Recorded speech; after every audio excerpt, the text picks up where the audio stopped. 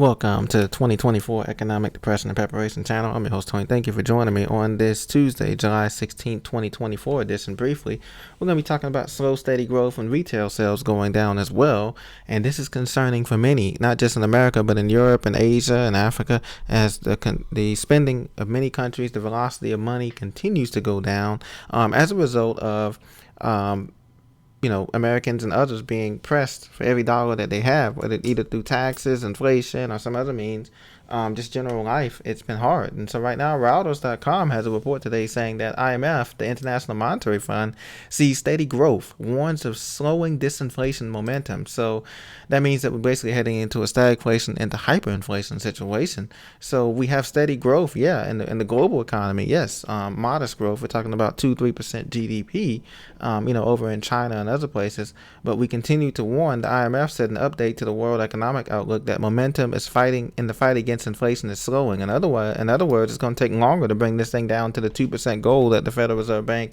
has continued to parade in front of us in the meetings. So which can further delay and ease of interest rates and keep a strong dollar pressure on developing countries. So the dollar is remaining strong in other countries. Obviously, you get more bang for your buck, but there's other things going on. Oil pressures is going up. And many countries are moving away from the dollar just slowly. In the BRICS, with the BRICS nations, Brazil, Russia, India, China, South Africa, they're moving away from the dollar denominated currencies, and that's going to create a big problem here in the next year or two as countries begin to de-dollarize. And we would continue to not manufacture and just continue to import stuff in. 70%, 75% of our stuff is imported in, the important stuff. And so that's going to create a significant problem. China's going to continue to grow at 5%, but China has a big housing problem. Their housing, the real estate over in China is starting to cool off. So we're interested to see what's going to happen there. And the article denotes China's risk here as well.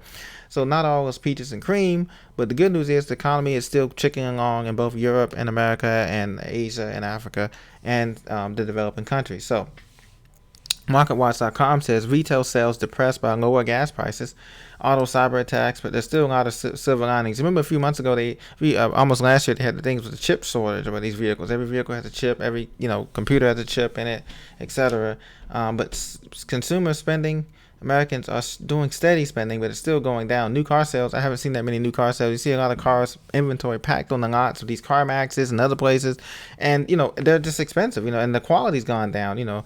10, 15, even 25 years ago, the cars were made better quality. They didn't have as many problems. But the more electronics and chips you add and sensors and screens, the more chances of you having to bring it into a dealership type of thing, because they're the only ones that have the computers to look it up and service it and get to the root of the problem. And it's just hard pulling off all that hybrid battery stuff and everything when you're trying to fix it by yourself or do things.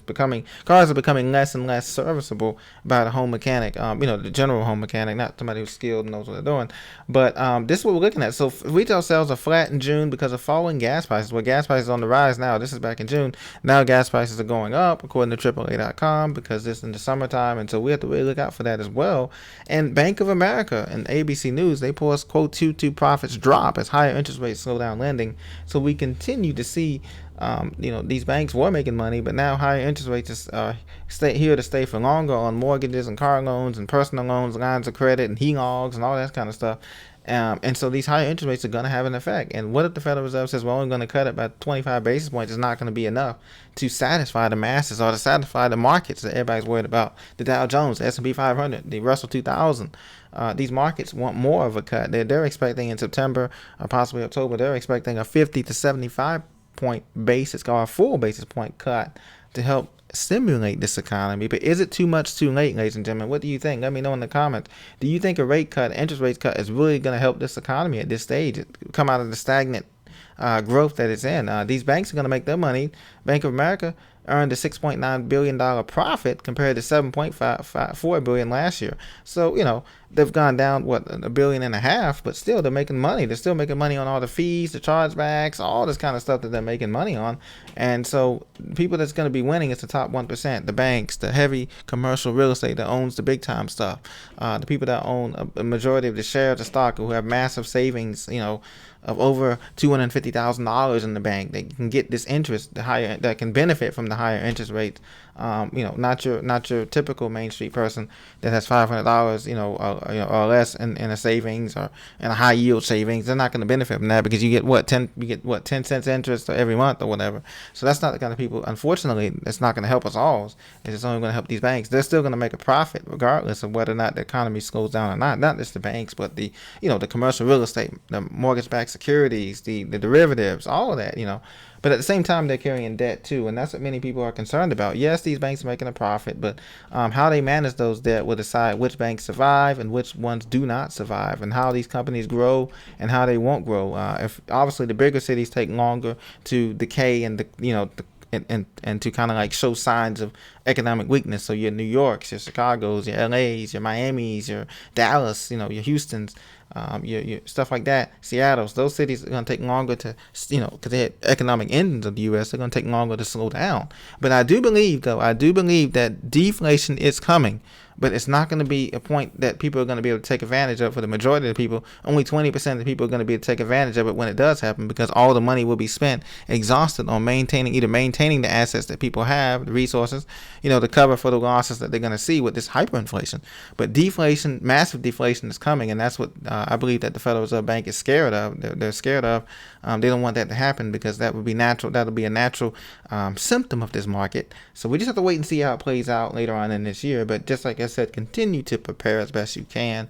Always be thinking ahead. You can't prepare for every scenario. Obviously, there's a black swan events that's going to be coming, as you know.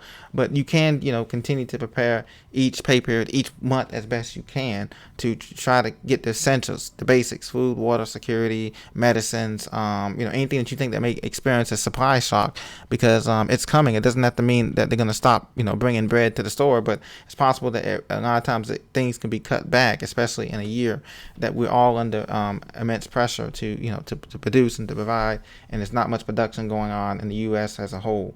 So be safe, continue to bet. So in midweek here, we're going to see the jobs report on Thursday and Friday as usual at 8:30 a.m. Eastern time. So we'll be bringing those numbers to you. And please subscribe to this channel, and I appreciate all of your comments. Thank you for listening. Talk to you very soon.